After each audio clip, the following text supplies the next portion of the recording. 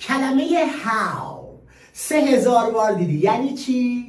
باریکلا، یعنی چطور. شو درستم هست. مثلا به شما میگم how are you، یعنی چطوری. شو منتها بچه‌ها یادتون باشه این واژه 2 تا معنا داره. همین.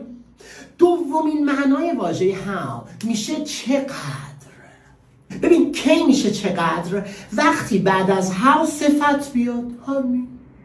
شد؟ مثلا به شما الان اینایی که میگم معنا کن. how tall، چقدر بلند. how nice، چقدر قشنگ. نه؟ الان یه جمله میگم معناشو تو بگو. به شما میگم you don't know how beautiful she is. برو.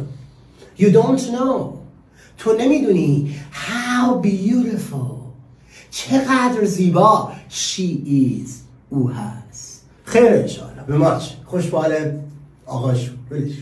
حله. پس این کاربرد